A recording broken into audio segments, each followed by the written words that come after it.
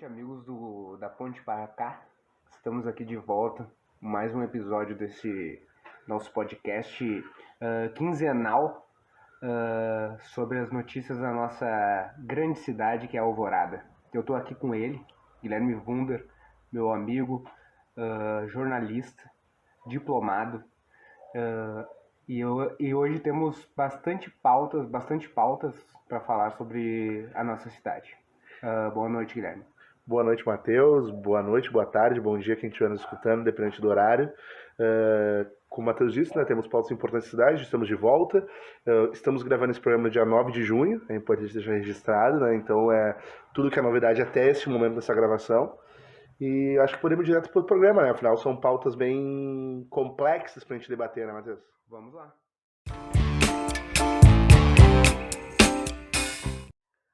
E como primeira pauta que a gente tem para o programa de hoje, a gente vai falar sobre uma legislação de Alvorada. Uma legislação não, um projeto de lei que acabou gerando debate. Ele é sobre as mães dos autistas aqui da cidade, é isso, Gui? Isso mesmo. Um projeto do vereador Cristiano Oliveira, que foi apresentado nos últimos 30 dias, ele foi apresentado, que tratava da regulamentação. O que acontece no município? Existem muitas mães de alunos especiais que os alunos ou têm um horário diferenciado ou precisam daqui a pouco de algum acompanhamento, e essas mães, antes dessa lei, ficavam na rua, não podiam entrar na escola. E o vereador propôs uma lei que a escola abrisse suas portas para essas mães, com banco, um lugar com telhado, porque a questão de dia de chuva, daqui a pouco usar a biblioteca da escola. As mães poderiam ficar dentro da escola no período que as crianças estivessem em aula. O que acontece? Esse projeto foi, o Cristiano Oliveira é o vereador de oposição, ele apresentou o projeto foi aprovado pela Câmara e foi para a sanção do prefeito, que optou por vetar o projeto de lei. Só que, quando a Câmara de Vereadores, o rito é, a Câmara de Vereadores pode aprovar o veto do prefeito ou derrubar o veto, e daí o presidente da Câmara sanciona, nesse caso é o Rodrigo Skin. E a Câmara manteve o veto do prefeito, então o projeto não virou lei. Só que o que surpreende muito é que no mesmo dia que o veto foi para votação, o veto, no caso, foi para votação, a prefeitura publicou um decreto com o mesmo texto do projeto do vereador, fazendo as mesmas coisas que o vereador queria. Então, que o projeto do vereador apresentava. E daí a gente fica na dúvida, se a prefeitura publicou um decreto com o mesmo texto, regulamentando a mesma coisa, por que vetar o projeto? E por que os vereadores mantiveram o veto do prefeito? Se existiu um decreto, e a gente sabe que o decreto a hora que o prefeito quiser não respeitar mais, se revoga o decreto. O projeto de lei não, é uma lei, ela fica para independente da administração. E infelizmente não virou lei, né? O projeto foi vetado e existe um decreto hoje regulamentando a mesma coisa que a lei falava. Isso gera bastante discussão, né? Levando em conta que é um projeto sério, é um assunto que é de extrema importância para a nossa cidade, né? As pessoas aí com necessidades especiais. E então a gente acredita que não seria interessante fazer política em cima disso, né? Que, querendo ou não, assim, para quem está de fora, fica parecendo que foi uma represália, né, ao vereador que entrou com esse projeto, que acabou se transformando num decreto. A gente levanta várias dúvidas sobre o que é importante ser feito acerca disso, né, desses decretos e desses projetos de lei, né? Pois é, cara, o que acontece? É uma lei, o município tem centenas de crianças especiais, tem o Centro dos Autistas de Alvorada, é a referência exatamente pela quantidade de número de autistas. Alvorada não tem... existe uma legislação que os alunos, as escolas deveriam ter especialistas, seja estagiários de pedagogia ou professores acompanhantes para esses alunos especiais, e o município não conta com isso hoje. Então o município não conta com essa estrutura. Uma alternativa era, de fato, abrir a escola para as mães. A pauta é sensacional e que bom que existe um decreto de lei. Agora o questionamento que fica é exatamente isso que tu falou. Pô, se existe um decreto, e foi uma vitória ter esse decreto, e o próprio vereador disse isso em tribuna, que a causa venceu. com o decreto, mas por que não sancionar a lei? Por que os vereadores votaram para manter o veto do prefeito, que não é uma prática comum, tá? Normalmente, eu trabalho na semana e faz desde 2017 eu vou na sessão da Câmara. Normalmente a Câmara de Vereadores derruba o veto do prefeito e o presidente da Câmara sanciona a lei. Por que não fazer isso nesse caso? Porque o Cristiano Oliveira é um vereador de oposição? Daí é o que tu falou, é usar uma pauta extremamente sensível, extremamente importante, para uma família que tem uma criança especial. Eu acredito que deva ser muito necessário, de fato, ter, eu não tenho essa experiência, né, mas é muito necessário ter ali o pai perto. Não custa a escola abrir a sua biblioteca, a sala de informática, para o pai ficar ali esperando. Já é uma mãe que provavelmente muitas vezes é um pai que não pode trabalhar, porque tem que cuidar ali. E, pô, vai fazer política em cima de uma ação quase social, assim, e que vai contemplar, tinha ali em torno de 10 mães da Câmara de Vereadores no dia, mas são mais de 500, 600, quase 1.000 alunos especiais que precisam de algum acompanhamento. E tu fazer política em cima disso e transformar num decreto, cara. O decreto não é uma política pública que vai ficar, o mesmo prefeito pode mudar, ou outro prefeito pode não respeitar esse decreto. A legislação, a lei é uma obrigação, muda de figura. Por que não transformar em lei, sabe? A gente sabe muito bem que as pessoas com necessidades especiais, elas precisam de legislação que contemple, né, essas necessidades, e que também, a gente sabe também que o nosso estado tem pouco recurso para isso, a cidade como um todo também é deficitária nessa pauta, né, mas como existe um interesse, né, desse vereador em fazer alguma coisa quanto a isso, fica parecendo que é uma causa menor, né? Quando se fala em um decreto, além da lei, né? Parece que a pauta fica em segundo lugar e a briga política fica em primeiro, né? Claro, foi uma vitória, né? O decreto acontecer já foi uma vitória. Mas poderia ter sido uma vitória muito maior, né? Se tudo corresse dentro dos trâmites legais, né? Pois é, cara, a gente sabe, quem acompanha a Câmara de Vereadores, quem acompanha o cenário político de Alvorada, sabe que o Cristiano Oliveira não fez campanha para o prefeito Apolo. O Cristiano Oliveira é oposição ao governo. Por muito tempo ele foi independente e votava junto com o governo e não fazia críticas à administração municipal. De um tempo para cá, ele ficou mais forte na cidade, é um vereador que cresceu e daqui a pouco pode estar incomodando isso também. Mas, repito, fazer política partidária em cima, ou politicagem, como pessoas falam, em cima de uma causa importante, é tu não ter noção dos problemas das pessoas, sabe? Porque o Cristiano, ele disse em sessão que ele não é ele que estava sendo prejudicado ou atacado com esse projeto não virando lei, e sim as dezenas e centenas de pais e mães que se sentiam que eram prejudicados no processo anterior e que haveria uma lei que resguardaria a causa deles. Infelizmente, uma pauta tão importante como crianças especiais, que envolve educação, envolve questão social, envolve saúde pública, foi utilizada para ataque político. E eu acredito, e daí eu posso estar falando, não é o podcast, eu estou falando por mim, mas acredito que tu também, Matheus, concorde que não pode se fazer política em cima de pautas tão importantes para as pessoas. Isso é verdade. A tua colocação foi corretíssima. Até porque se tu for pensar, querido ouvinte, a gente está falando aqui há minutos já sobre a questão política e não falamos nem um minuto sobre o que é o decreto, que seria realmente o assunto principal da coisa, né? Esse assunto já estaria no podcast não tendo nada de política envolvida. Só que além disso tem requintes de crueldade, eu diria, né? Que é uma pauta tão sensível à população ser tratada dessa forma, né? Infelizmente é uma coisa que acontece na política da nossa cidade. Outro assunto importante que foi averiguado essa semana pelo podcast é o PAN 8 vai fechar? É isso que eu escutei, Gui? É, o que tudo indica, sim. O PAN 8, que é um prédio que foi cedido do governo federal, muita gente nem sabe que aquele prédio é um prédio do governo federal e foi cedido para o município por 25 anos, vai fechar.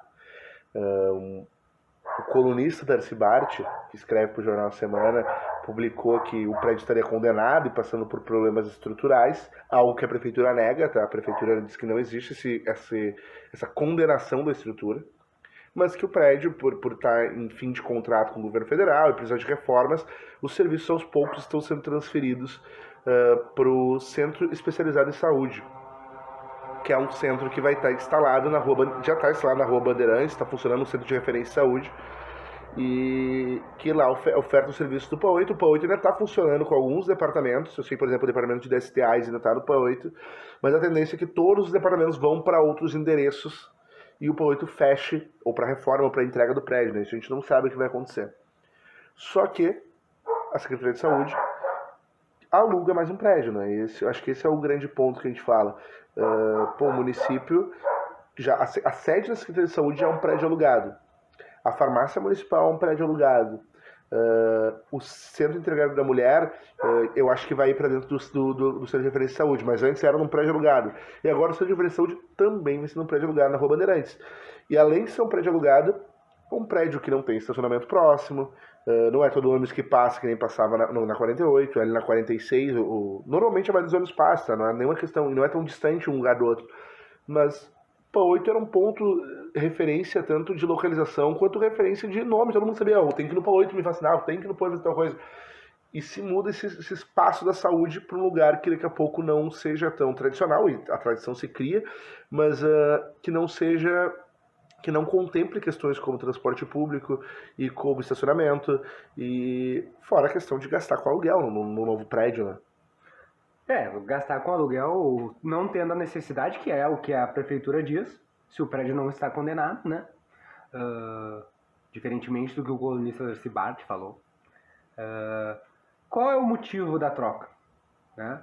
A gente não tem acesso ao contrato, né, de que foi cedido pelo governo federal o prédio, para saber também se esse contrato já está terminando, né? Pode ser uma questão, mas como nós não temos acesso a esse contrato, a gente não pode trazer, é só um achismo.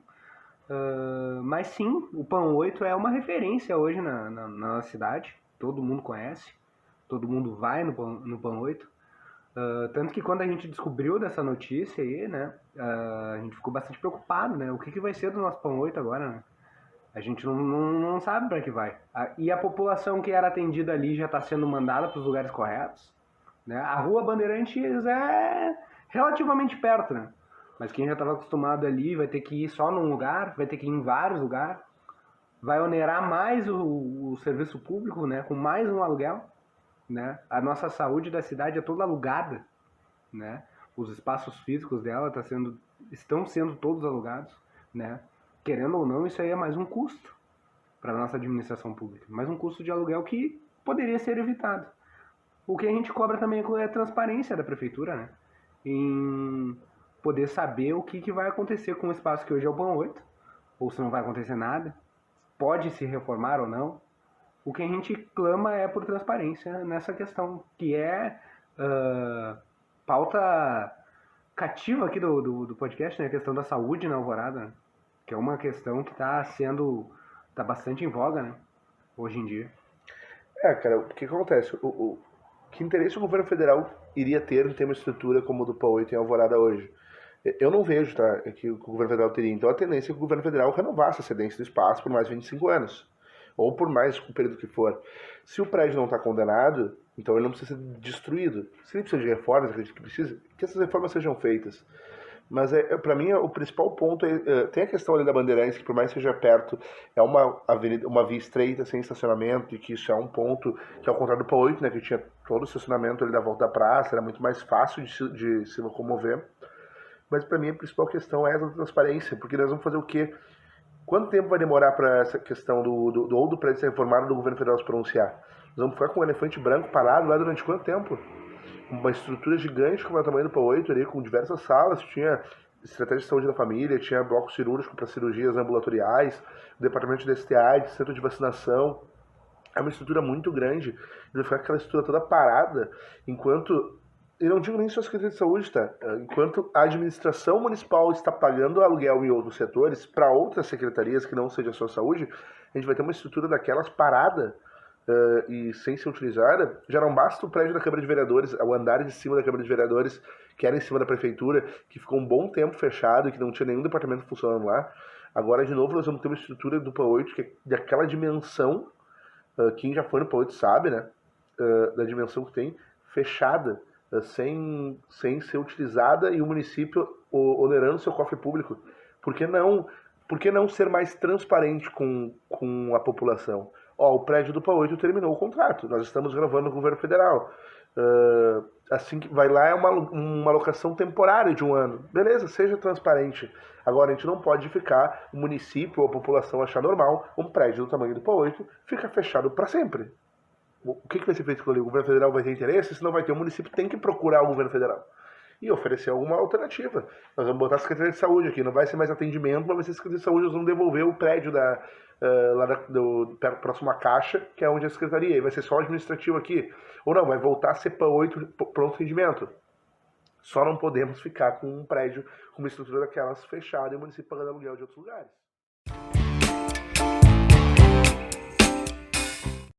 Essa semana a gente também teve uma situação, digamos, um pouco rara na política alvoradense aqui, que foi o desligamento, para não usar a palavra expulsão, do vereador Júlio Bala do partido MDB. Como é que foi isso aí, Gui? Na Câmara de Vereadores, Júlio Bala utilizou a tribuna para informar que estava sendo expulso do partido, do MDB, do Movimento Democrático Brasileiro, que ele havia recebido na sexta-feira um ofício do partido informando que, por infidelidade partidária, ele estaria saindo do partido, se convidado a se retirar do partido. O MDB não se pronunciou oficialmente sobre, tá? O MDB ainda não, a nível municipal não se pronunciou oficialmente sobre. A gente tem só a versão do Júlio Bala, que é o vereador dizendo que está sendo acusado erroneamente ou injustamente de infidelidade partidária porque ele teria criticado a Secretaria de Saúde, já que a Secretaria de Saúde é a presidente do MDB. Ele alegou algumas reclamações que ele fez, referente ao serviço da SAMU, referente ao pronto atendimento e algumas outras questões que estão acontecendo na Secretaria de Saúde. Neuza Abruzzi, para quem também sabe, é pré-candidata a prefeita pelo MDB, então existe daqui a pouco alguma questão política envolvendo mesmo, assim, a gente acredita nisso, mas o Júlio Bala, a princípio, está sendo expulso. Eu acredito que ainda existem modos de recorrer, apesar de que, ao que tudo indica, pelo tom do Júlio Bala em seu discurso na Câmara de Vereadores, ele não vai buscar alternativas. Ele vai aceitar a expulsão e vai para outro partido. Ele, inclusive, diz que é um favor que fizeram para ele expulsá-lo do partido em tribuna. Um vereador forte, com 3 mandatos, 4 mandatos, não lembro agora, conhecido na cidade, principalmente quem gosta de carnaval e samba, ali na região da Aparecida ele é muito forte. E agora a gente tem que ver o futuro de Júlio Bala, né? A gente podia dizer, então, que o Júlio Bala foi promovido a cliente do MDB? É isso? Foi demitido sem justa causa. Mas, brincadeiras à parte, né? Essas movimentações políticas que ocorrem, né? A gente sabe também que a próxima eleição é uma eleição municipal. Mas é no mínimo estranha a expulsão de Júlio Bala do MDB, né? Criticar não é proibido, né? Desavenças dentro de partidos também são uma coisa muito comum, né? Mas nada que justifique uma expulsão, né? Infidelidade partidária, né? Uma coisa meio estranha, assim, da gente pensar, né? O que pode categorizar infidelidade partidária, né? Claro, a gente não tem ainda a justificativa do MDB, pode ser que eles vão falar, se posicionar agora na próxima semana, a gente não sabe. Por enquanto a gente só tem a fala do Júlio Bala na tribuna, que foi uma fala bem contundente, eu diria, né? Mas as críticas dele sempre foram bastante ásperas mesmo, ao trabalho, né, da Secretaria de Saúde, entre outras coisas. Então é uma pauta que ainda vai se desenrolar, eu diria, né? Mas são movimentações políticas já visando a próxima eleição. Isso aí é inegável. Assim, a gente vê tanto essa questão da Neuza Abruzzi ser presidente do partido e ser pré-candidata, E também o Júlio Bala, essa semana, a gente está gravando isso, como a gente disse antes, na sexta-feira, já 9 de junho, né? Antes disso, essa semana, acredito que ele por quarta-feira ou quinta-feira, teve uma reunião da Executiva Municipal do PSB, com a pré-candidata a prefeito Estela Farias, onde o Júlio Bala está nessa agenda, está nessa reunião. Já se falava nos bastidores que havia uma movimentação do Júlio Bala ir para o PSB, e ou ser o vice-prefeito de Estela Farias, ou ser candidato a vereador pelo PSB. Repetindo uma dobradinha aí que existe a governo federal, que é PT e PSB juntos, né? No PSB também tem o Juliano Marinho, que foi candidato a prefeito na última eleição, fez em torno de 9 mil votos, que foi vereador do PT e é o último vereador a ter sido expulso antes do Júlio Bala, do MDB, foi o Juliano Marinho do PT. Então a gente tem essa movimentação que, ao que tudo indica, mas obviamente a janela partidária só abre em abril, período para os políticos trocarem de partido e estarem aptos a concorrer no próximo pleito, seja vice-prefeito, prefeito ou vereador, né? O PSB pode vir a prefeito, daqui a pouco a costura com a Estela não anda, por exemplo. Mas ao que tudo indica, o Júlio Bala está mais próximo de ir para o PSB. Pelo menos esse é o cenário que se vê. Agora, o PSB hoje tem um vereador, Elias Fernandes, que é suplente na realidade, né? O vereador eleito era o vereador Juliano Nascimento, falecido, vítima da Covid. O Elias Fernandes, a princípio, também está fora do PSB, deve estar indo para outro partido. Então o PSB não vai ter que se montar, e tem aí duas figuras importantes, como o Júlio Bala, e como o Júlio Bala se confirmar, e o Juliano Marinho, que esse já é filiado, pessoas importantes para a construção do PSB no próximo pleito, né? Um partido que, tradicionalmente, pelo menos um vereador ele sempre tem na cidade, né? O PSB vem se colocando como um player importante, né, na política alvoradense. A gente sabe também que o MDB ele é um partido que ele abarca muita gente, e muita gente com ideias totalmente diferentes, né? E essa aí é mais um exemplo, né, de desentendimentos dentro do partido. E então é estranha a expulsão, mas não é injustificada, né? Digamos assim. Porque a gente sabe que o MDB vai entrar com algum candidato na próxima eleição e que, querendo ou não, o candidato era muito criticado pelo Júlio, né? Claro, a gente está falando de conjectura aqui, né? A gente não sabe realmente quem vai ser, até porque não podemos saber ainda, né, quem vai ser, mas tudo indica isso, né? A aproximação do Júlio Bala também a Estela Farias pode ser também uma afirmação de que ela vai concorrer a prefeito de Alvorada, né? Mas como eu disse, a gente não pode categorizar e falar, né, dar uma finalidade a isso. Mas que o PSB está se montando como uma força política, isso é inegável, né? Não, isso é o PSB, como eu disse, é um partido que sempre... o PSB foi vice da Estela Farias na primeira eleição dela, o seu Aquiles era do PSB. O PSB foi vice do professor Serginho com o Arnold Schleifer quando o Serginho foi eleito. Então a aliança e a proximidade de PT com o PSB em Alvorada é muito forte. Por mais que no PSB no nível Rio Grande do Sul não seja um partido tão alinhado à esquerda, né? No Rio Grande do Sul ele não é, mas em Alvorada ele ainda é, normalmente está com a coligação que o PT faz parte, que é o maior partido de esquerda aqui da América Latina, né? Não só de Alvorada, do Rio Grande do Sul ou do Brasil. Então a gente tem esse movimento e agora é aguardar, né? Se de fato, acredito que esse processo do Júlio Bala ainda vai um pouco mais longe, porque eu acredito que tu ser informado da expulsão não é estar expulso e deu, tem os trâmites legais de se fazer. Eu não sei como é que funciona, se por ele ter sido expulso ele pode se filiar em outro partido antes de abril, se a cadeira é do MDB ou a cadeira do Bala, isso são tudo coisas que a gente vai ter que ver com as próximas semanas, os próximos meses. O que a gente tem de bastidor é isso, assim, a princípio, o Bala expulso, isso dito por ele na tribuna, e essa proximidade dele com o PSB. O PSB visando formar o partido pro próximo pleito. Estamos chegando ao final de mais um episódio aqui do Da Ponte Pra Cá.